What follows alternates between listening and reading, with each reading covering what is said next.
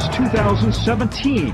You're rushed to a hospital unconscious with no ID or medical history, but thanks to a microchip under your skin, it's all there.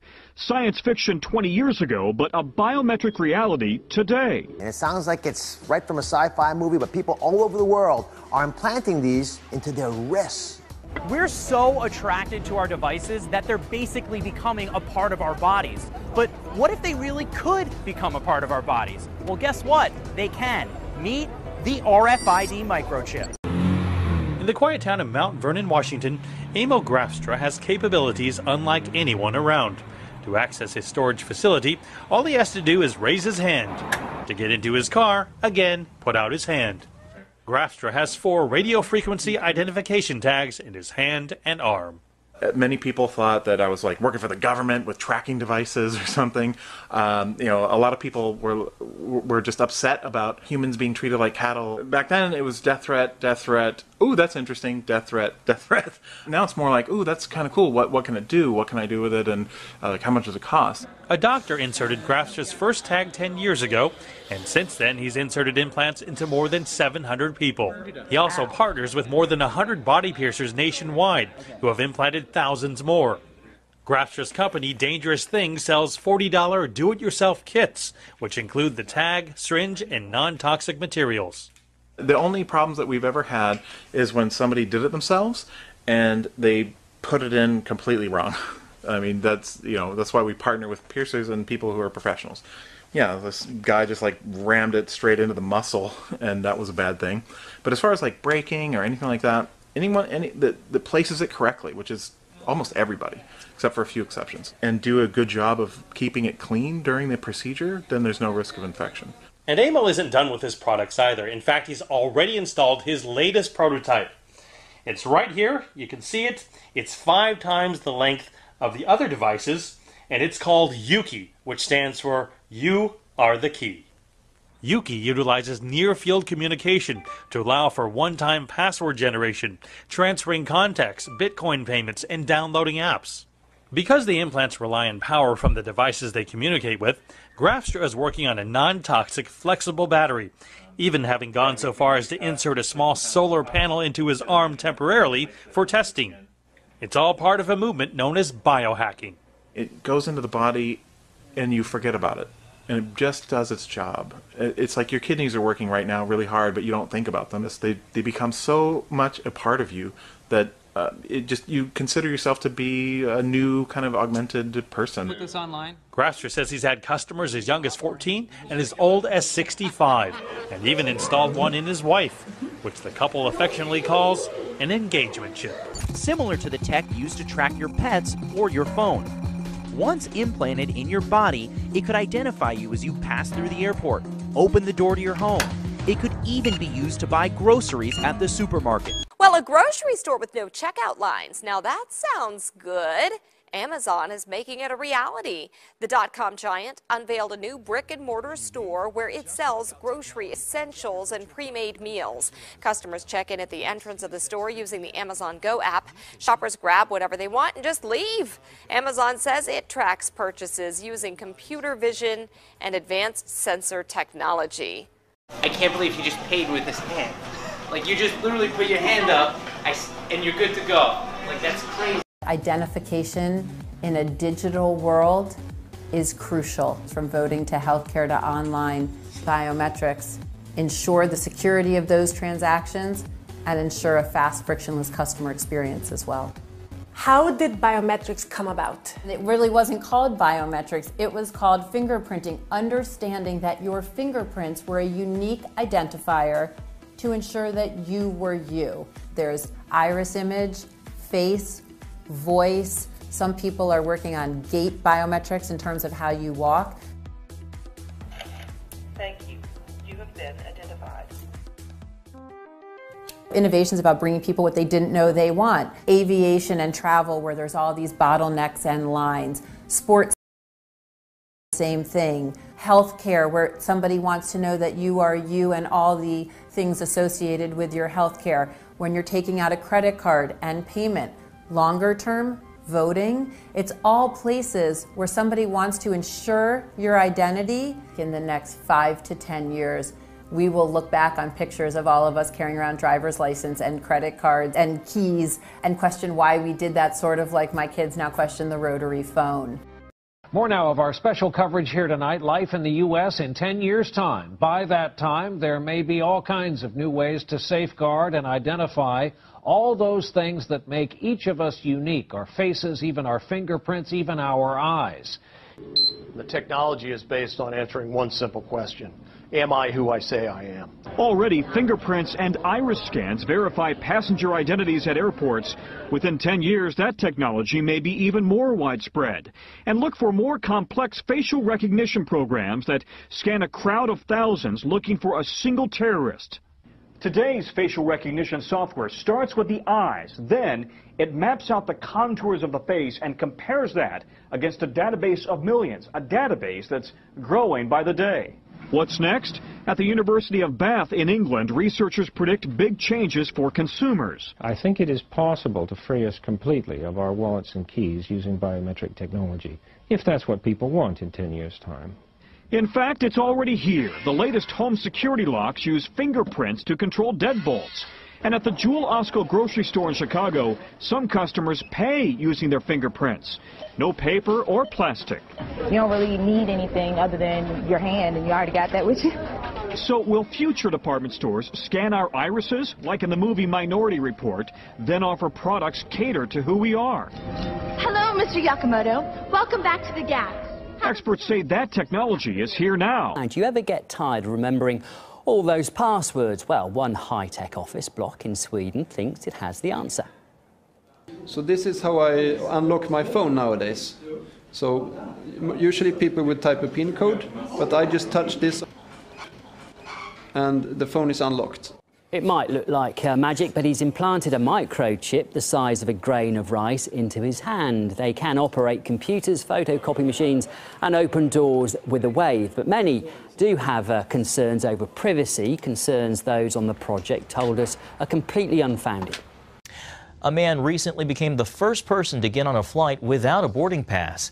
Instead, he used just a chip that was implanted in his hand. The Swedish man boarded the jet in Stockholm and posted the video on YouTube. The video also showed the process of implanting the chip, which is about the size of a grain of rice. Verichip has been approved by the FDA as a Class II medical device in order to identify high-risk patients in an emergency situation. It's elective, it's voluntary, and it is certainly critical to the evolution of information technology in healthcare, which we all know is archaic, the way healthcare is done today in emergency rooms and physicians' offices. Oh, go ahead. You have one in your arm right now. That's correct. Where is it? It's in the upper right arm. It's a simple injection process, just like getting a shot of penicillin. Is it painful? Not at all. They numb the area slightly. You don't feel it. They put a Band-Aid on it. Within 2 days, you don't even know it's there. And can we, I don't know, did you get a good shot of this, Peter, the chip? I don't know how tight you can get on it, but these are small, and you've got a scanner with you right now. That's correct. Right? This is the passive scanner that awakens our proprietary chip. It is not an active RFID tag that they have in retail environments where the technology is used for the benefit of the retailer. This is used for the benefit of a patient, a high-risk patient, being brought into an emergency room. Okay, that's what you plan to use it for, but is there a way that it could ever be twisted or turned, or somebody else could get aware? It's not the chip itself that turns it on, it's the reader. That's right. The chip itself, Becky, as you know, has a unique 16-digit identifier. Even if I have one of these readers, even if I'm a bad guy that has one of these readers, and I scan your arm, all I'm going to get is a 16-digit identification number. The relevant information is stored on a database. Revelation 13:16 reads, "And the second beast required all people, small and great, rich and poor, free and slave, to receive a mark on their right hand or on their forehead." That foreboding passage leads us to the small hamlet of Geneva, Switzerland, where the elite go about doing Lucifer's busy work. Geneva, Switzerland, home of the European headquarters of the United Nations and CERN. Geneva hosts the highest number of international organizations in the world. including the United Nations High Commissioner for Refugees, the United Nations Office of the High Commissioner for Human Rights, the World Health Organization, the International Labor Organization, the International Telecommunication Union, the World Intellectual Property Organization, and apart from the United Nations agencies, Geneva also hosts many intergovernmental organizations such as the World Trade Organization, the World Economic Forum, the International Organization for Migration, and the International Committee of the Red Cross. It is here in Geneva, Switzerland, where all of your personal data will be stored as you and your loved ones are chipped like animals, tracking your every movement, only to hit you with carbon taxation 24/7 under the incoming Agenda 2030 that is creeping its way into your community. RFID has gained a strange and rapid popularity over the past decade. And now people are openly chipping themselves and posting videos online about their experiences. Other implantable devices are also being popularized by the mainstream media, now more so than ever. Why have these device implants become so popular? We've seen sources pushing this message for some time now.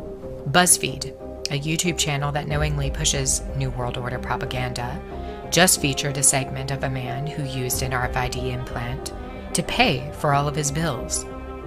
Is it a fakery, or is there really something about this chip? The RFID chip is exceptionally dangerous, and there is a reason why. It hardwires you to the World Wide Web, the Matrix. RFID chips and other implants can interact with your body and collect data, and upload this data to the WWW that was birthed at CERN in 1989. The fact is that programmed microchips are so advanced in 2016, they can collect massive quantities of information on just about every aspect of your body, including tracking disease progression, tracking blood glucose levels, tracking hormones, etc. Early on, RFID implants were marketed to high-risk populations, such as the elderly, people with dementia, people with diabetes or epilepsy. This was done under a patent called VeriChip, which caused a firestorm of speculation that it could be an early test run for the Mark of the Beast. And just how is the United Nations going to go about chipping 325 million red-blooded Americans? Well, in concert with the United Nations establishing a foothold in our local police forces, thanks to the United Nations and the Department of Justice's collusion of the Strong Cities Network, the CDC will begin arresting the unvaccinated and inevitably forcing these chips on the masses. John Rappaport writes, implementation of its new rules for controlling communicable diseases. I've covered these rules extensively. Here I'll sum them up. Rappaport continues. Americans traveling between states can be stopped, detained, and even quarantined if they seem to have indications of an illness that could impact public health. If this sounds vague, it is. The CDC has even coined a new absurd category, pre-communicable illness. It means that with few or no symptoms, but merely the probability of having contacted someone who had or could have had an illness, a traveler in America can be picked up and held against his will. The CDC asserts it has police powers to do this. 10,000 people have already been chipped, and the number is growing. The elites have already chipped millions of people while they have slept, when they were put under, during surgical procedures and received medical device implants.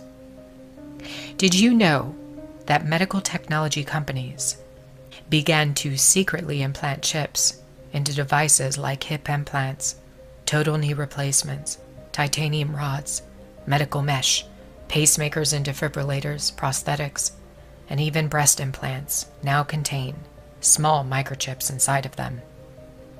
There are millions of people on Earth who walk around with these implants. The conspiracy to place microchips into people began back in the first decade of this century. The problem is that everybody was focused on VeriChip. What they didn't realize is that chipping began before VeriChip was mass-marketed, roughly around the years 2007 through 2008, the year of Obama's election. Millions of microchips are sitting inside of people's bodies as a part of a medical device. Change happens. Change happens because the American people demand it. Eventually what's happening is that we are being led bit by bit through, to use the Skinnerian term, from shaping, through the successive approximation to ultimately having within our bodies an RFID chip that will be implanted, that people will stand in line and in queues for to have, so that ultimately we will have in our bodies, because what we're doing right now, Lindsay, is we're slowly moving towards that.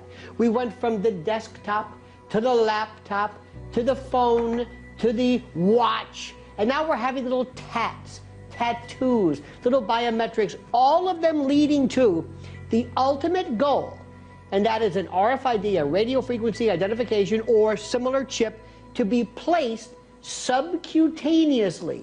And that chip, Lindsay, will have everything about you there is.